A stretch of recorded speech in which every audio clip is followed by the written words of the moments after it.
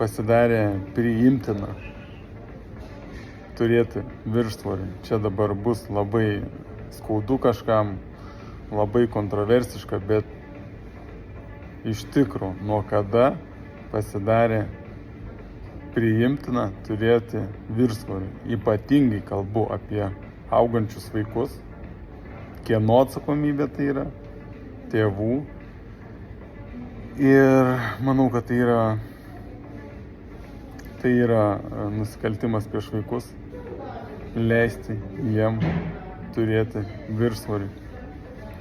Atsiminkit, čia ir vaikam, ir suaugusiem, kad privalot prisižiūrėti savo kūną. Tai yra vienintelė vieta, kurioje jūs gyvenate.